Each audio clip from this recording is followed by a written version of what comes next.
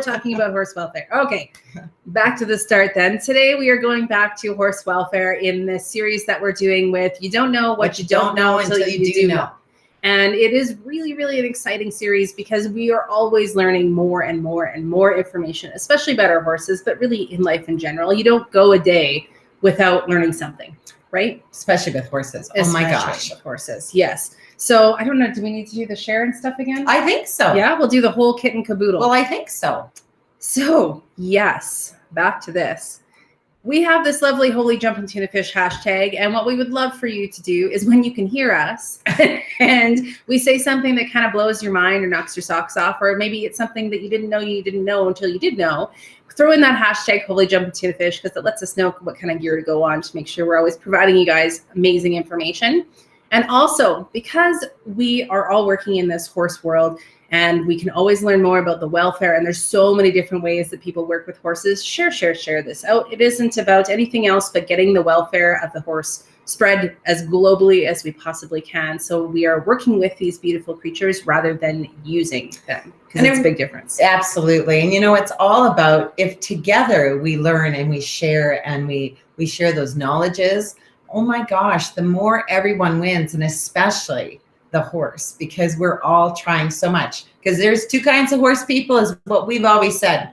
The crazy ones, and then the people like all of us who are just always wanting to learn and absorb more. Mm-hmm. There doesn't seem to be a middle horse person. It's I or just like us. And it's funny because I came into the horse world later in life.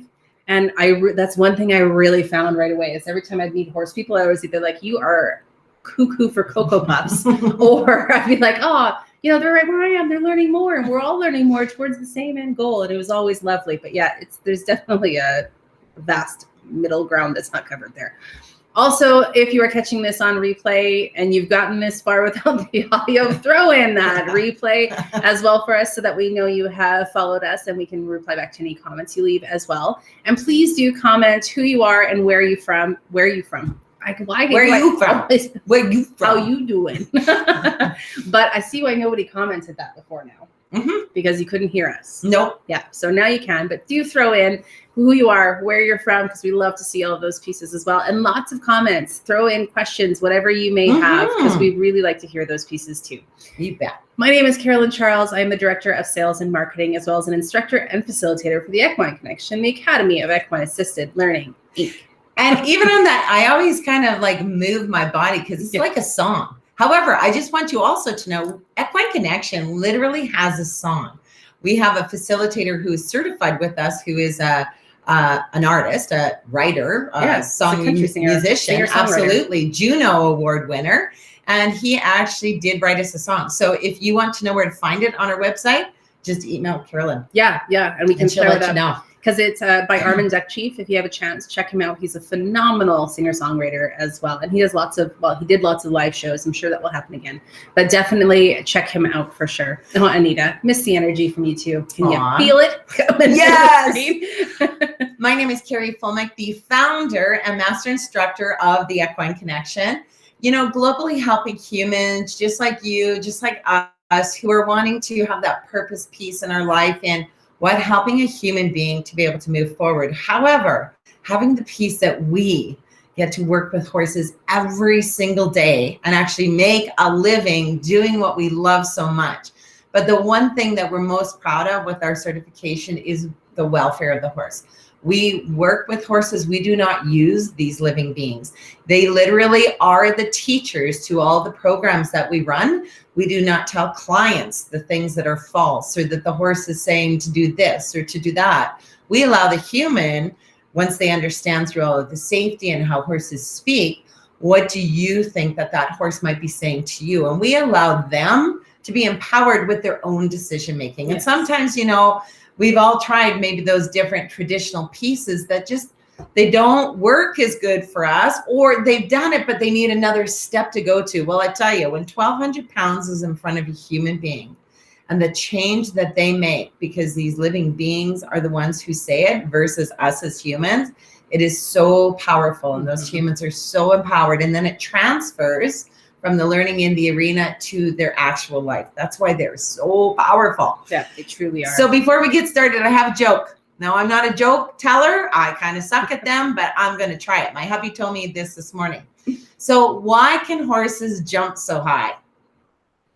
I know, like why? Because they have frogs. Isn't that cute? Yeah, I know that was a cute one. Love Okay. it. It's very cute.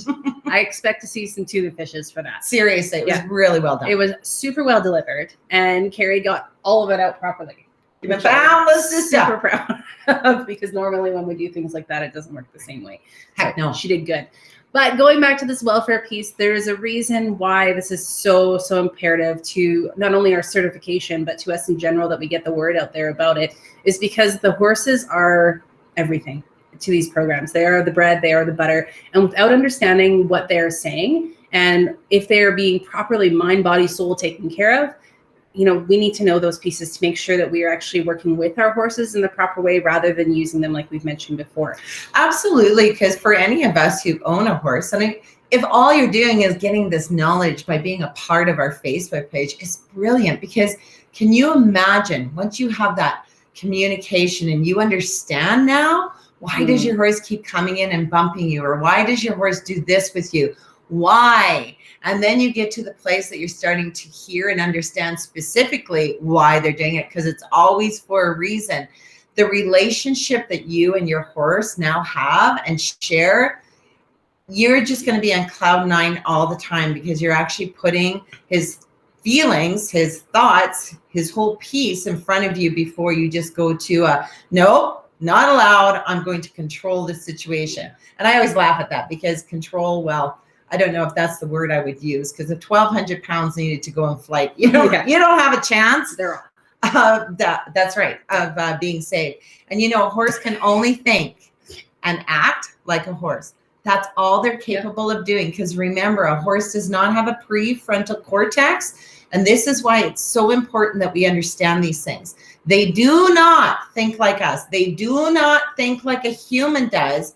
But yet a lot of us horse people, as we're doing it, we put a thought onto our horse that, oh, he must be cold because I'm cold.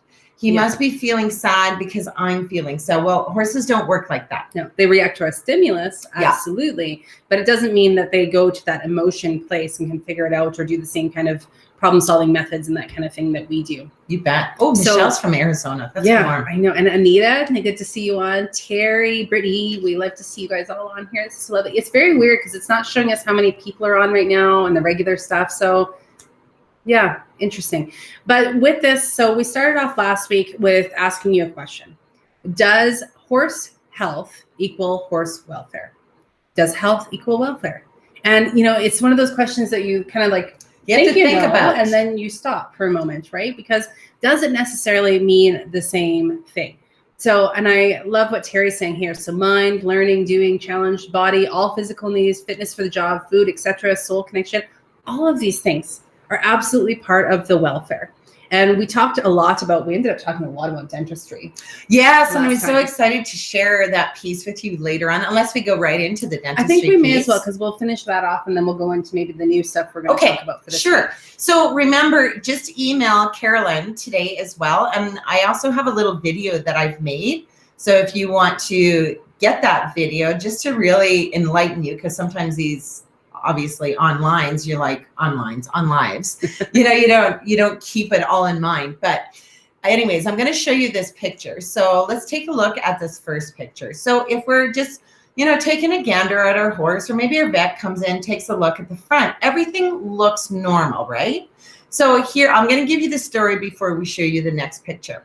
So Grant McKinnon is our equine dentist. So he does the 3.1 balance. So the whole mouth is balanced within the horse. So it's not just you're going to back to his teeth to float or anything like that. It's the whole teeth that are actually balanced. So the mouth, actually the teeth work the way that they're supposed to. Like I was telling you last week, if anything is off with your horse, always dentistry, feet. Two biggest things to do when you're looking after the horse, but lots of times we don't know what we don't know until we do know. That's where we're not checking our horse's mouths, because they could be in pain, they could have headaches. Remember that little piece I showed you last week? Remember, give a little push in, and then it pops up here like that little toy poopy bubble thing. Yeah, my hand just comes out of nowhere there. The squeezy toys. Yeah, you squish them and then all the jelly would come out right. the side. So push in there with your horse, and it pops up. If your horse has a major reaction, remember that's a major headache going on. Again, it could be related to his teeth. So just take a look, or maybe his personality has changed. Something has changed with him, or maybe he's got not aggressive, but definitely not as happy as he used to be. Yeah, eating habits, things like that. Yes, absolutely. Absolutely. So anyway, so Grant is our dentist. So he just met this couple, I don't know, a few years ago. Now, they kept this horse. This was a mare, and she was a brood mare. She only caught every 3 years, though. And why did they keep her? Because they even asked themselves that, but they fell in love with her. So they just allowed her to still be on their farm. It was a breeding farm, obviously, but they just didn't know why she would only catch every 3 years. Well, when she did pass away, they actually buried her on her property. And oh man, when they found the skull again, and now they had just discovered about equine dentists. They didn't know what they didn't know until they did know. They saw her skull. So now I want to show you their skull. Nope, that's not it. Okay, so if you take a look at that picture on the left, do you see how far that tooth is coming down? Like the pain that this mare must have been in. And if we take a look at the picture on the right, that tooth literally broke her jaw. So can you even comprehend how long this poor horse, because I mean, this is growing and growing over years, had to live and endure the pain? Because remember, the horses' teeth are not like ours. Ours stopped growing. These horses' teeth can grow and grow and grow. This is why the shaving, it's not called shaving. Is this dentistry? The dentistry is done because they can't go that long. But you see, if you wouldn't have known to look into the side of your horse, you wouldn't even know. So they're just sick to their stomach that this poor mare lived in extreme pain for really most of her life, because they didn't know what they didn't know until they did know. Yeah. And it's so upsetting that it takes that to be able to find out this information. But by sharing it, we figure this is a great way that the mare didn't go through all that for nothing, right? That's now right. We're sharing it out so that everybody else knows. Always take a look into the dentistry piece is huge. Like, we couldn't believe the first time we got an actual dentist, Grant, to come out. What a difference it made in our horses, like immediately. Absolutely. We were shocked. And I showed you the piece last week. So it was this big when he cut off to begin with. Now he comes once a week, and it's just a sliver of a speck of a speck. It's like 2 that millimeters. He takes off. I remember a dentist is only about, $50 to $80 more than your vet's coming out to just float teeth. Like, this is doing the whole mouth. But so worth it. Do we have people with us? I was checking, and we do. I just am not sure what's happening here today. So if you guys can throw in some comments, some questions on all this stuff, we would really appreciate it, because it's not showing us the regular stuff. I don't know why. So I just don't know. But we would love for you to continue to be with us. Okay, well, we'll just continue then. Yes. So, okay. The dentistry part, again, if you want more information on that, we talked about it last week. Go back to that other video as well, because we talked a lot about the dentistry piece. But I think one thing we should chat about, and it's almost the first thing that should ever be thought of before even getting a horse, is the pre-purchase considerations. Because getting a horse, you hear about all these, like, kids want a pony and stuff like that, and then they get a horse and they have no idea what the hell do you do with it, right? Yeah. Like, this thing's big, they poop all the time. Where do we put it? What do we do? How much time is this going to take? And again, we're working kind of with this beautiful code of practice that I sent out to this way a lot of you guys last week as well. It's got a really great list of things to consider. So what type of horse should you be looking at? Is it, if you are not super well versed in the horse world, you're not going to want to grab a, high energy Arabian stallion. Maybe. I'm just thinking it might not be the best plan to start out with, but you definitely want to think a lot into what the type of horse is that you're looking for and the energy levels, and, really put some time into that consideration. The costs are not just a one-time cost for horses. It's not the cost of the purchase of that's probably one of the most inexpensive things that you will do with your horse over time, because the feed, the land, the vets, farrier, dentists, dewormers, all of that costs money. So it is a really great idea to be able to actually budget all that out and see if that's something you're going to be able to maintain long-term as well. Now, I don't know if you guys agree with me, but I'm pretty positive you would. I would go in debt 10 times over to continually own horses and understand who they are. I know even if I have 3 daughters, oh my gosh, I can't even imagine who they would have been without having the horses in our lives. So I would say, I don't care, in debt galore, but these 3 girls gonna totally be with the horses so they can talk to them, tell them any of their secrets, cry, laugh with them, all those great things that our horses take And by no means am I ever saying it's not worth the money, because it beautifully is. However, if it's going to be put something that isn't going to be the time commitment you can do, the budget commitment you can do, and it's going to put your life into more stress, maybe it's just things to consider before you actually get your horse. And Absolutely. I love, thank you, Brittany. I appreciate that. And she says the purchase is the cheapest part, and a free horse is never a free horse. Never a free horse. Jenny, I'd live in a tent before I gave them up. Exactly, right? I love it. I agree. Skills and knowledge. It's this. You can learn. Everything is learnable. Absolutely. When you align yourself with the right people and you are willing to put in the time and effort to do that. But as a non-horse person coming into horse world, that is a steep learning curve. If I was all by myself, just learning how to do this with the horse, I best be prepared to put in hours and hours and hours of learning of how I'm going to be able to do this. And well, that's my personality too. I want to make sure I was doing it right. But what is the time commitment that you're willing to do? If you board your horse, which could be another expense, that's okay too, but are you going to be able to go there once a week? Are you just going to visit once a month? Like, what kind of relationship are you hoping to have, and the time that you're willing to put into it as well, which is always something to be think of. And the last one they have here is the contingency plan. So this one isn't one we like to think of all the time, but what happens to all of your animals if you were to pass away? What happens if it's your kid's horse and all of a sudden they're no longer interested?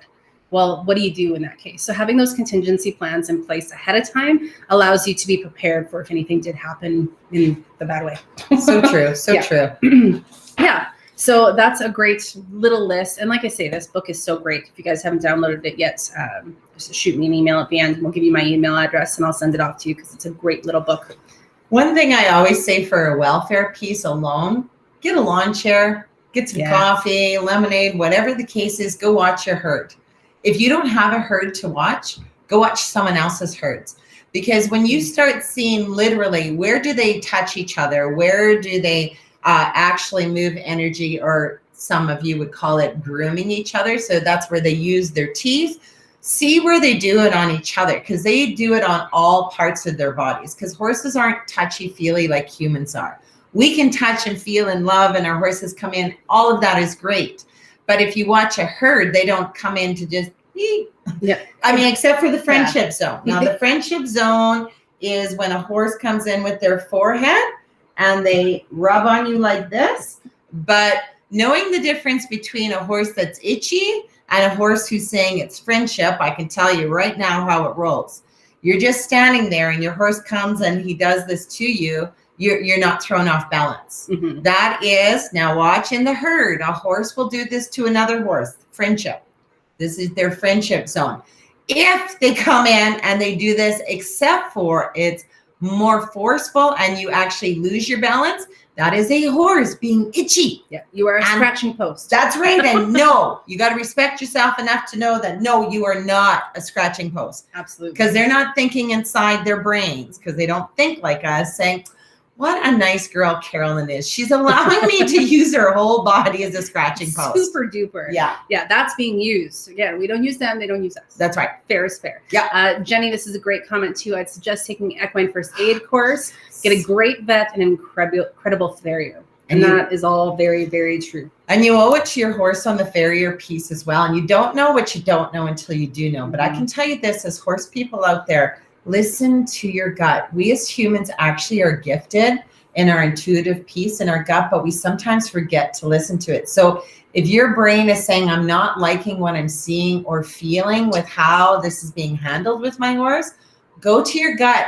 You owe it to your horse for the welfare piece to make sure he's in a good state with the farrier that you hire. Yes. Well, and that goes for boarding or where you're wanting to volunteer or get more knowledge. Your gut tells you a lot. We actually get a fair amount of questions about that. Do you know about this place? Is it any good? And we can't know about all of them. We just don't have time to learn about all of them. We just don't. But the biggest thing we always say is if your gut's saying something's off and you're not liking the way that place feels, or you're not liking like how the horses are being treated or something, go with your gut. Like really follow it on that, because that's what a horse would do. Herding. Oh my gosh, strongest. And this goes well with the whole friendship thing and how they come together. They need each other. It's the strongest instinct that horses have, the strongest, because the number one thing a horse needs to feel, number one, and for all our facilitators, they're going to tell me, but it is to feel safe. Now, if a horse is unable to be with another horse, you see, you're putting him at a place, a prey animal, there's no safety. Yeah. A human who comes out to see him for a couple of hours a day does not give him safety. So he does need to be with other horses. He can't just be all by himself because there's no safety in that. And prey animals in that herding, what they do is they start sharing that space together and they start helping each other. That's why you got to go watch the herd, balance each other. Because if anything's stuck or if anything is hurting them, they actually help each other to move that energy so that they're feeling better. They're feeling safer to themselves. Yeah. And imagine never getting a good night's sleep. Yeah, I love Brittany. Safe. That's right. But imagine never getting a good night's sleep because you don't feel safe enough to fully close your eyes and go into a deep sleep. When you have a horse that's all by themselves, that's the same kind of piece, because they can never go into that proper deep sleep because they don't feel safe enough to do so.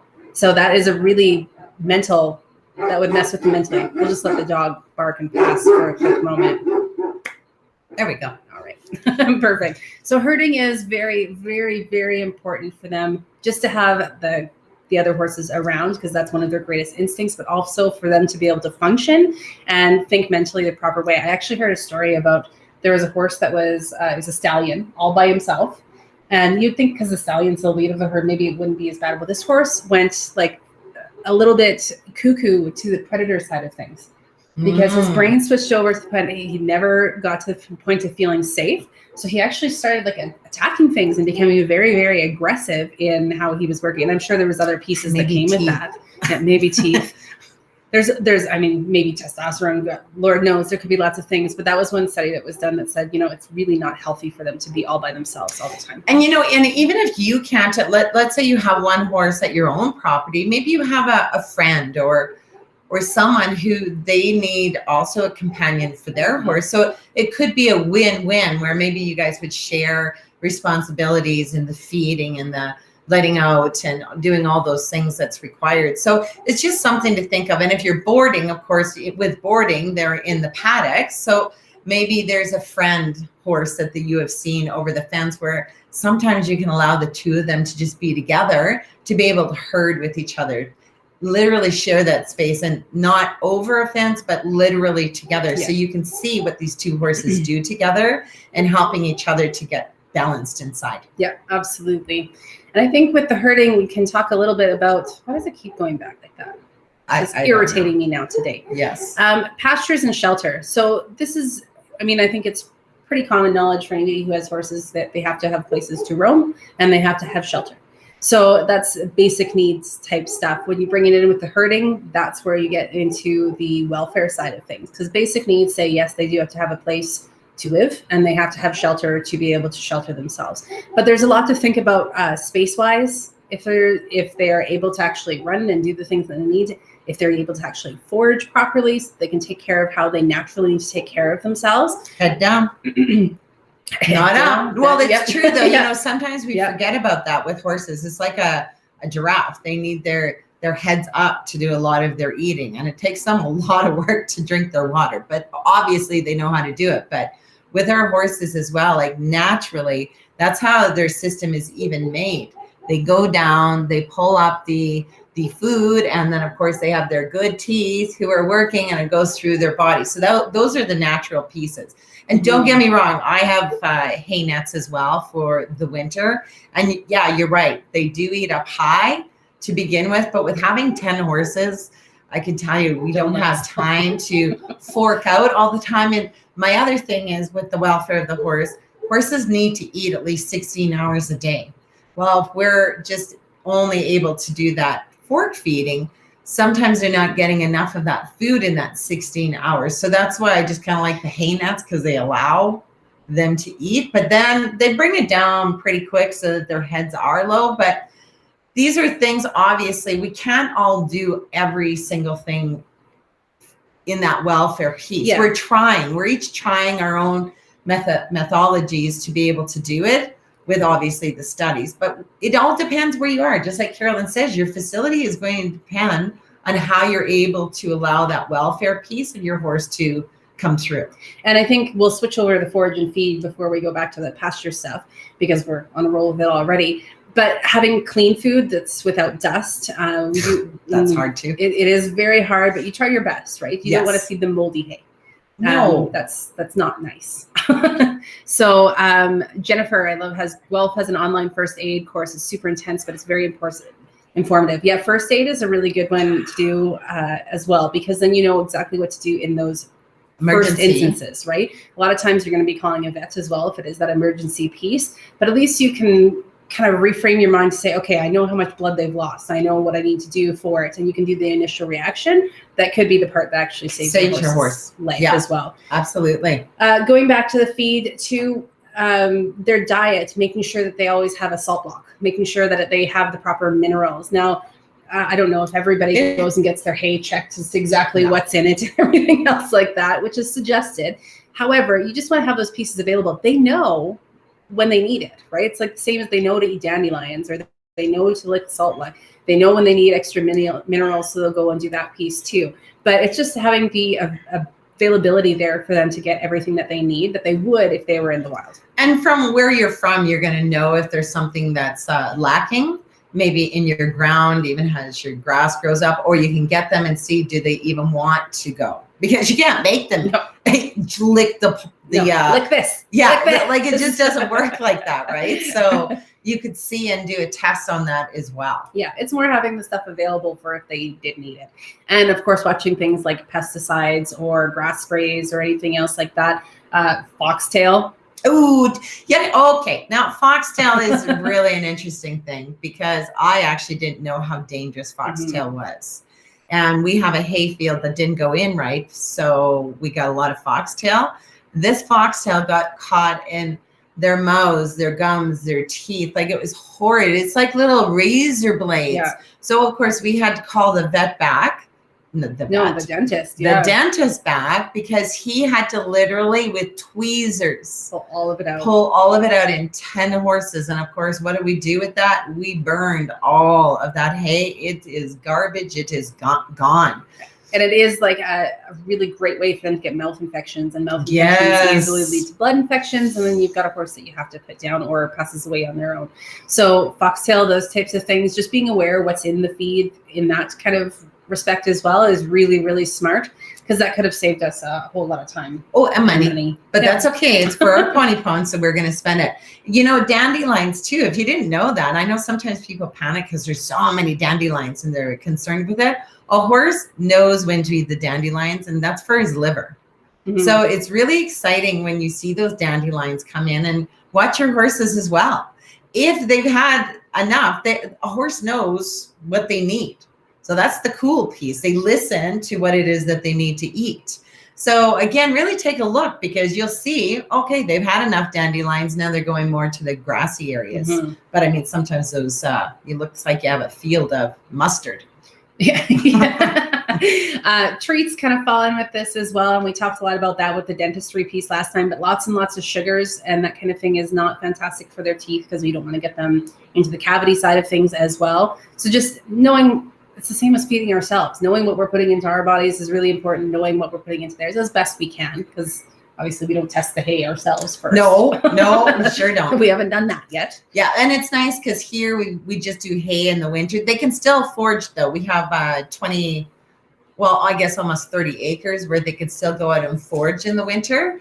But then come the summer, here it is with transferring. You're always going to make sure your fields, let a field grow, let them on for one field for a week, and then transfer them over to another field. So it gives that other field a chance to grow up. And again, if you've got more, then great, let that one grow up, do another, because 2 weeks of at least growing on the field before you put them back out there again is going to have the ability for, again, more of that beautiful growth of that grass growing in and the things that they need versus don't let them keep chewing on a naked field. Yeah, it'll wreck all of it.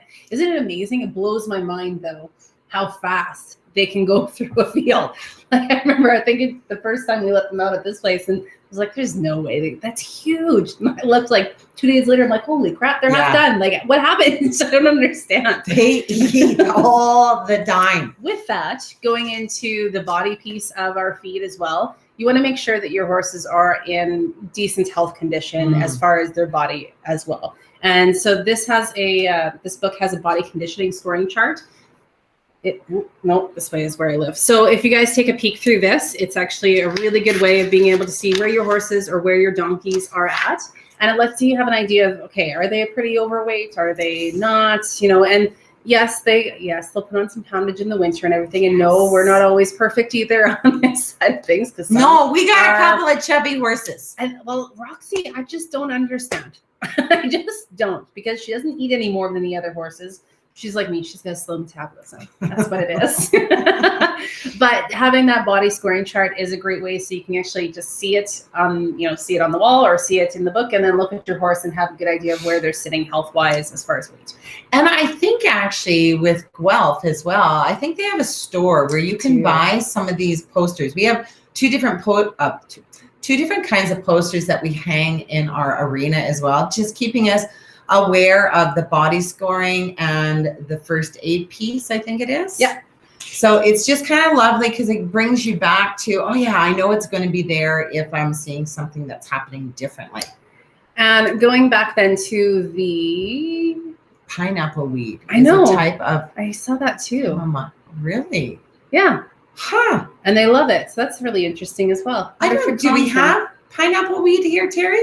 You're in BC.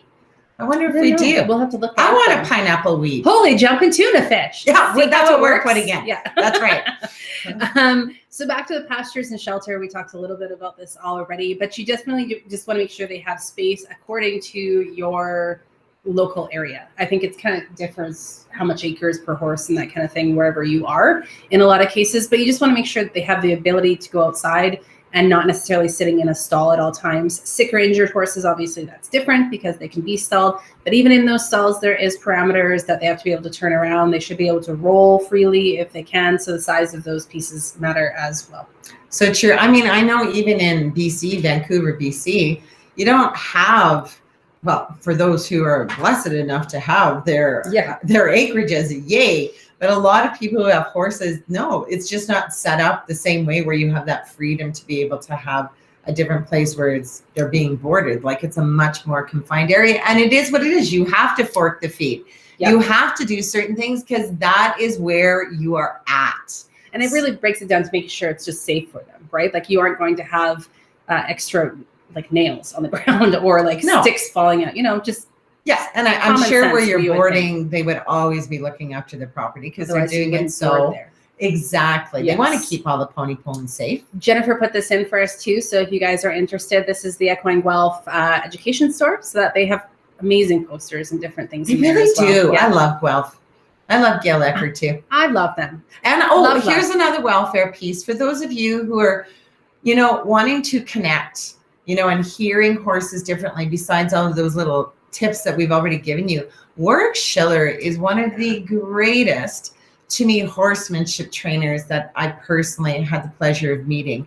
Why? He speaks our language. He used to be the horsemanship trainer that, no, horse doesn't come in. No, you do this when a horse does that. Now he's all about, no, I say, what is he trying to say to me? And he literally gives horses a chance to communicate what it is that they're needing at the time. And he gives tons and tons of free YouTube videos out there. So go to YouTube, go to Warwick Schiller. You're going to fall in love with the way that he helps us to communicate more, to connect with our horses. So whether riding, he is more, of course, on the riding side, but again, he does loads on the ground first, and which we all should be doing is understanding and hearing and seeing on the ground before we hop onto 1,200 pounds and fall off or get rolled on. And Leah Dix is open too, isn't it? Leah Horse Dix. culture and communication, really fantastic. We've taken that one too, and it's really cool, a different way of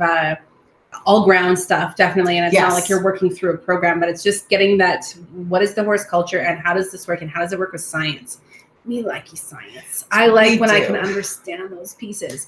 And not only is it with science, she did it and designed it with another vet, a veterinarian. So it's a 3-day workshop that you can do online, but she gives you those pieces that then you learn in science how it rolls, and then you take it to your horses. Yeah. So it's always giving you something that you have to do with it. But she's really cool too. And just email us if you want. Yeah, I'll throw it in the comments. You can throw in the link there as well. Okay, blankets and halters. So this is, I mean, obviously both can be used, but the blanket piece in the guide, it says that the horses must be checked on once per week if they're wearing a blanket. I would say more if they get something, or if they get sweaty under there and it freezes, like you can have some real issues. We completely understand if you've got show horses or whatever else, you're going to be blanket. We don't blanket ours, but they are not show horses. No, we don't compete. We don't do anything. They don't leave. They live the way that they need to live. Yeah, they're sweatpants horses because we groom them and stuff. Yeah, but yeah, they don't have to have those pieces on. But definitely be checking your blankets. There's, I mean, a ton of horror stories out there about blankets and halters being on in an open field and the stuff that can happen when they aren't checked on regularly and horses getting caught with the halters. Halters, I'm not a big fan of seeing them on in a field when, you know, like you can go out and put a halter on and then take it off when you let them back out, is my personal opinion. I feel a lot of people keep a halter on because maybe their horse is hard to catch. So we also do have something else, but maybe we'll save that for another time. But the one thing that is really cool is training your horse to what? Want to connect with you. And that's not training. I'm sorry. I have said that wrong. Is wanting your horse and your horse wanting to connect to you. So how do we do that? We definitely never do it with treats. That's one. Even if you were a treat person, if you want true connection and clear communication with your horse, it is a slow process, and I've got the steps in how you do that, but it's really that patience and just going out, and don't go out with nothing in mind except just being, and just keep doing those little steps so that your horse gets used to the idea that, hey, she's just wanting to connect and say, hey, how you doing? She's not getting a halter on me. She's not taking me into the road. And, you know, here's the other thing. Lots of horses are in. You only have so much time. So you go out to what? Ride your horse. Well, the horse already knows. All she wants to do is ride me. And then they'll all hide the halter. Like and you can't hide the halter. They know it's coming. But I think a lot of times that's why people keep on their halters. But I'm not positive. But halters are very dangerous. You know horses. Horses can get into trouble even if you had those cushions all along your fence line. Pool noodle the whole place. And they're still going to find a way to damage themselves. So it's so easy for those halters to get stuck in something, and then you get severe damage. I've seen damage where people have left a halter on their horse their entire life, where it actually grows in to their skin. So, and of course, none of us are doing that. Pulled off big hunks of their skin because their halter got caught in the back of the field and nobody saw. And it can just be messy stuff. Yeah. So that's the thought on those. Yeah. Any questions so far? Yeah, we like those. Yeah, we love questions. We talked. I see Terry put in Charlotte Cannon. I haven't checked her. I have never heard of Charlotte Cannon before. Yeah, I like that. Training methods. This is one that is in the book as well, and it's such. So you might want to read on it. Yes. There's such a gamut of this, but basically it's just saying that you're not going to do anything that's going to cause them avoidable pain. So if you don't need to, like, what are those things that they put? The little shackles? Hobbles. If there's no reason for these things, they're saying not to use them. And that's basically that everything you're working with should be in good repair, and it's not going to cause undue harm to the horse. If the horse is running at you and you have to protect yourself in some way, okay, right? But there's no reason, like kicking a horse in the gut. I've heard that one before. There's That was zero reason. The old cowboy way. Yeah. I remember when I was growing up with horses, cowboys used to always do that. But I mean, it wasn't too many years ago, we were at a place where they compete and show, and they would kick their horses in the gut to put on the cinch. And it just, like, you just, because you can't go running over to it. You're doing it wrong. Yeah. Like, I mean, it is their horse, but it just kills your ever living being's soul that this is the way that we are doing it. Because we don't need to do that. And again, just like people and horses, here's some parallels. You know, you can make a horse and a human do specific things for a long time. That control piece is, it's not allowed. It's not allowed. You will do it this way. You will conform this way. However, one time there is a blow, because they're doing it because a number one thing a horse needs to feel is safe. So if they're continually being trained or controlled in this way, they're saying, well, I have to feel safe, and see my owner is saying, oh, okay, I get a break. I get the release when I continually do it the way that they're saying to do it, right? So you don't ever want a freight train being loose. Yeah. Yeah, you're creating a possible issue. Yes, exactly. Yes, Terry. Okay. Had the little shackles. LOL, I love you. The first time I went and saw a horse that was cross-tied, so this was many years ago. I went and saw this horse and to see how he was. We have him now. His name is Kokanee, and he's amazing. And I walked in, and they had him cross-tied. And so I said to the lady, I'm like, well, is he like aggressive, or what's happening? She's like, no, he's cross-tied. I'm like, okay, well, I'm sure that means something. She must have thought that I was such an idiot. But at the same time, I was sitting there as a pretty new to horses person, thinking that she was maybe a little bit off. Like, why would you do that to a horse? I couldn't understand it. But again, you don't know what you don't know until you do know. It's so true. And I think, here's the moral of the story, everyone. You don't have to go out and spend a lot of money on these additional pieces. Definitely not. This can be the biggest thing that you can do to hear a horse. Watch the herd and replicate what you see when you're working with your horse. So a horse comes in and, I don't know, maybe he does bop you right here, but it's not like hard or anything. Take a step back and say, okay, buddy, what is it you're trying to say to me? Like, really, and say those words to your horses. Start asking your horse questions. That's another way to really communicate and connect, because watch their ears as you ask the questions. Because sometimes I will say, are you feeling okay today? Because I'm looking at them, not sure. And you see their ears happening.